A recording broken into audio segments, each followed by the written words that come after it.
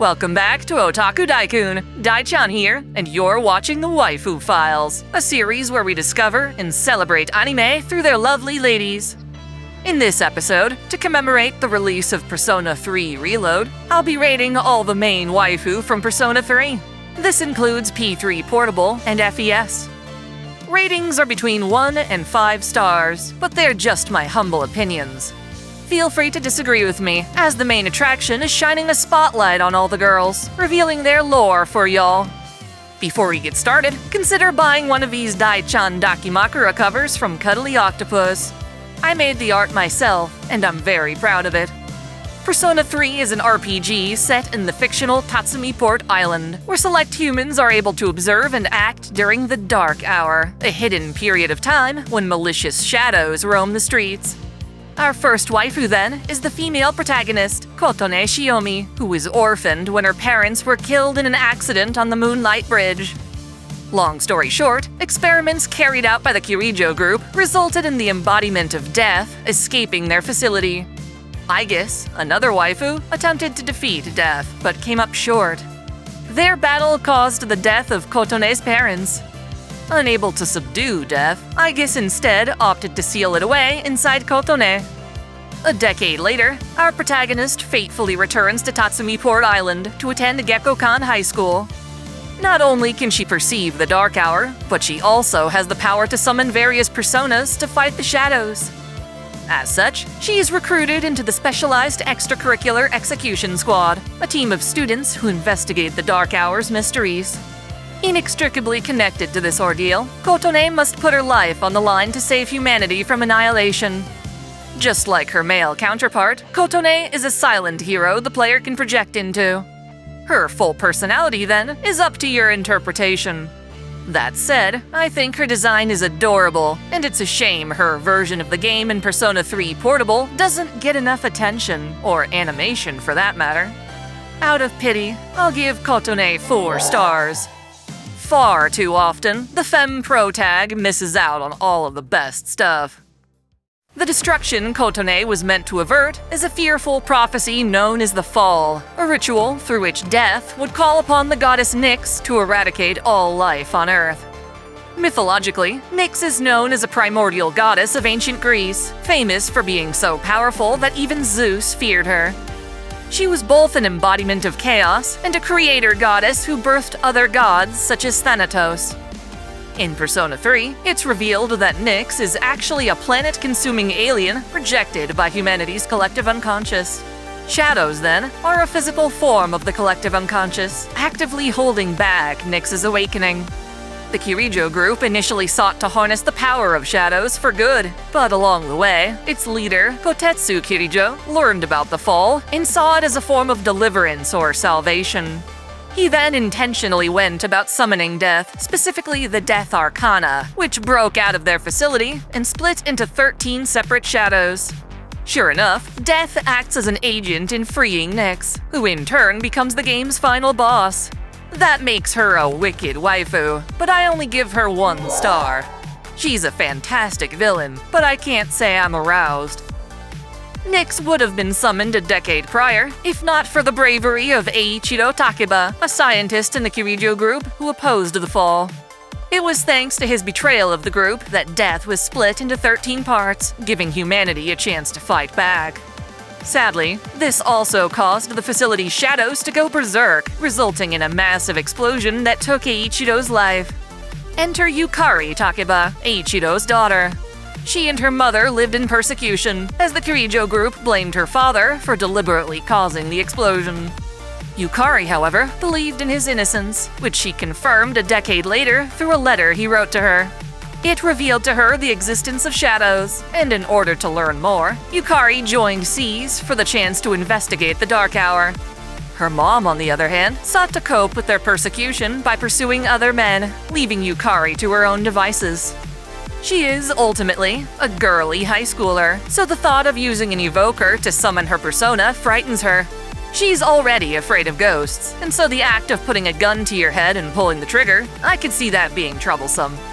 Regardless, she takes inspiration from the protagonist and plays her part fighting the shadows, using her knowledge from the archery club to shoot down her foes.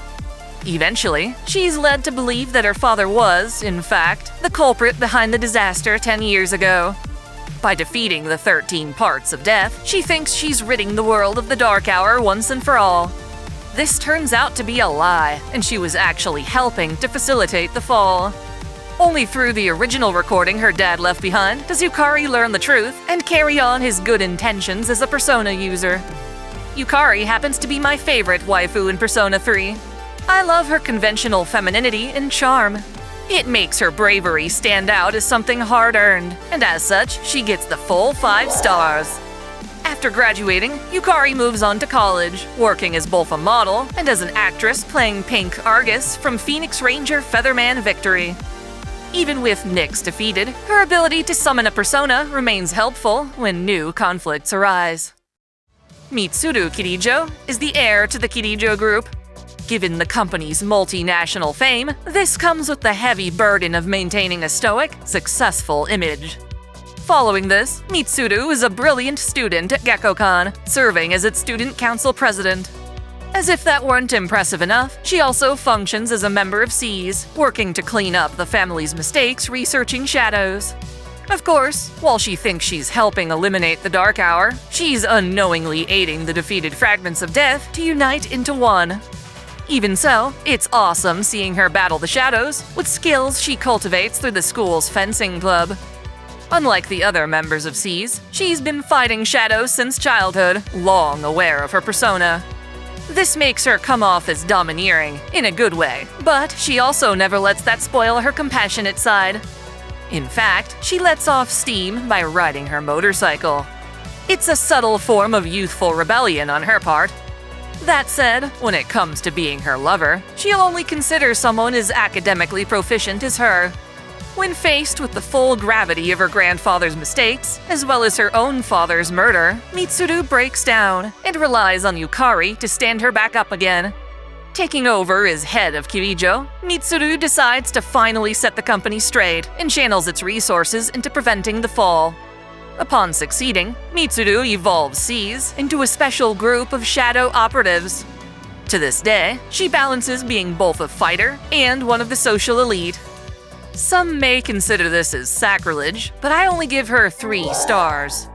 Mind you, I consider 3 stars and up to be very positive.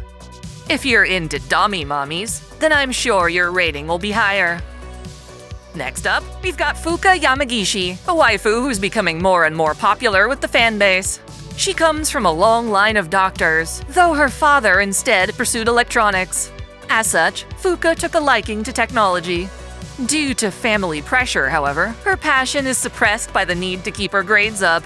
Fuuka's parents project their inferiority, their inability to become doctors, onto her, and this pressures her into developing a shy, introverted personality.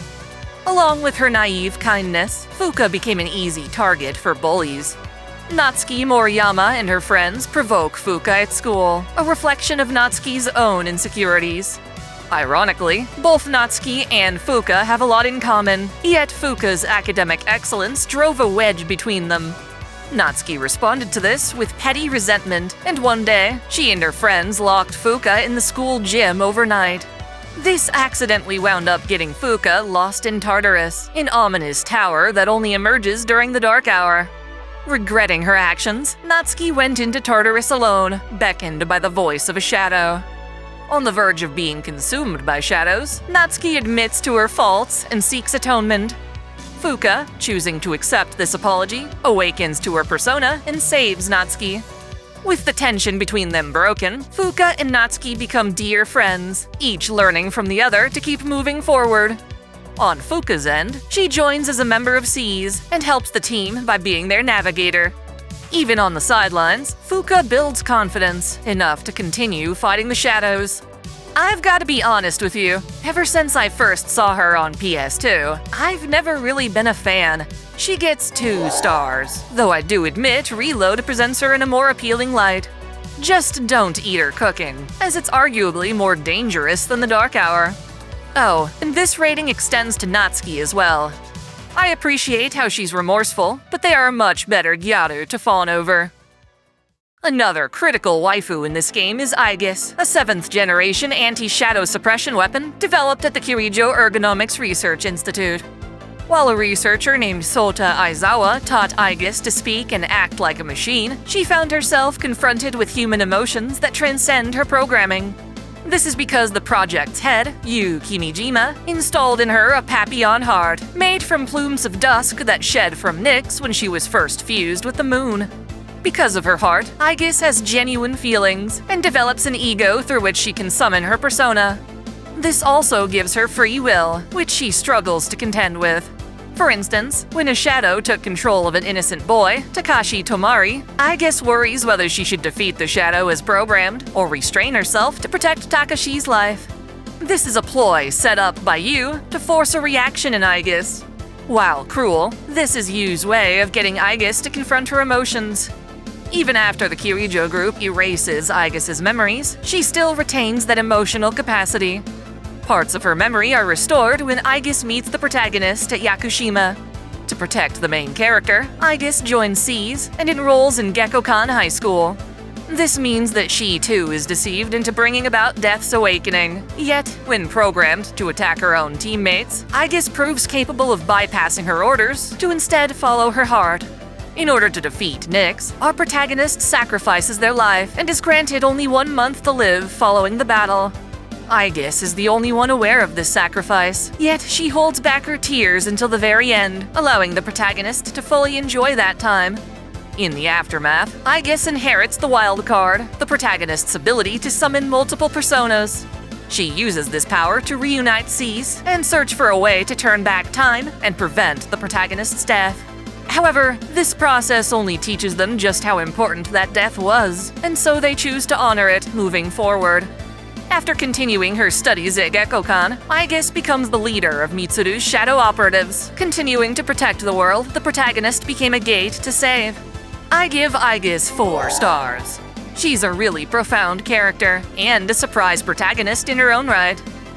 I extend this rating to Metis, Aigis' counterpart.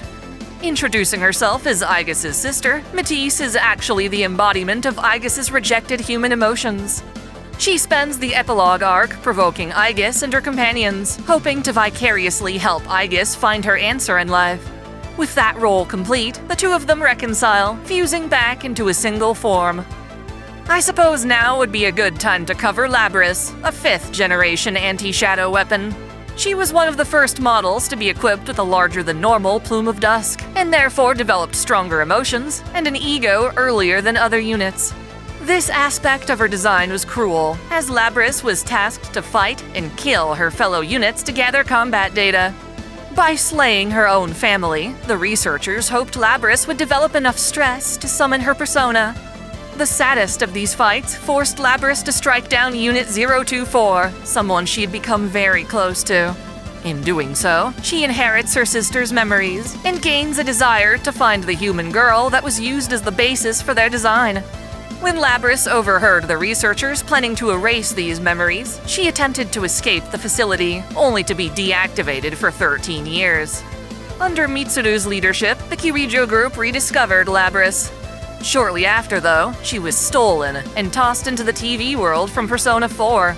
As a result, the battles in Persona 4 Arena are actually part of Labrys' distorted desires to live as a normal girl.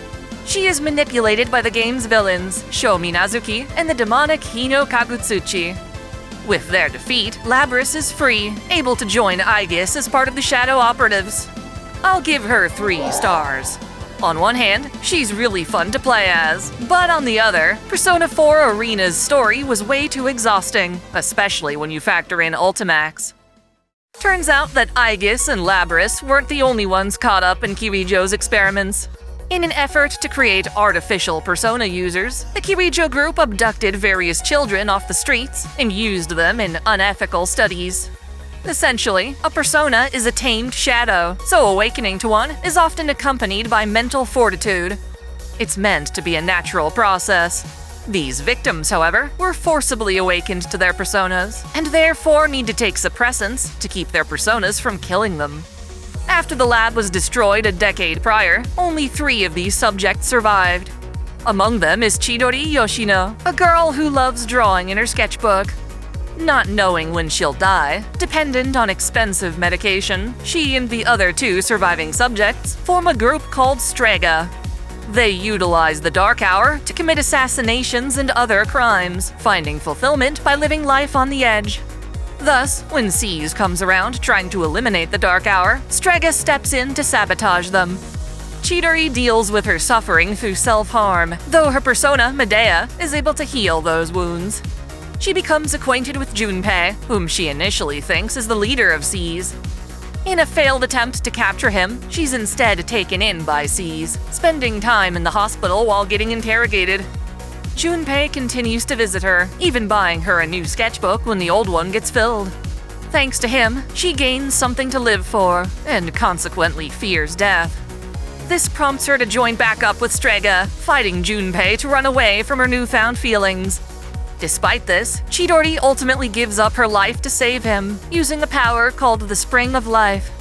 The sketchbook she leaves behind is filled with pictures of a heroic Junpei, inspiring him to become worthy of those drawings. I give her 2 stars.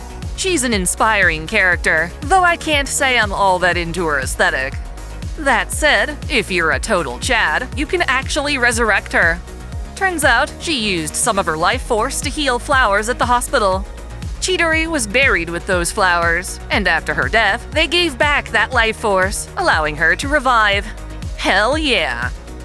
The protagonist's wildcard ability is linked to the Velvet Room, a mysterious metaphysical domain where the long-nosed Igor can be found. He offers the player tools to fuse new personas from existing ones. In each game, Igor has an attendant, and the one accompanying him in Persona 3 is Elizabeth. All the attendants happen to be related. Elizabeth is the younger sister of Margaret from P4, and the older sister of Lavenza from P5. In the Velvet Room, she handles the Persona Compendium, recording the player's acquired personas in order to summon them later. Her duties keep her within the Velvet Room in near perpetuity, but her brimming curiosity spurs her to interact with the protagonist outside.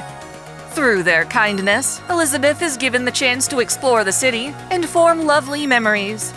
She becomes very attached, to the point that when the protagonist dies, becoming a great seal to prevent humanity's desire for death, she resigns from her position as an attendant to venture the cosmos in search of a way to free them.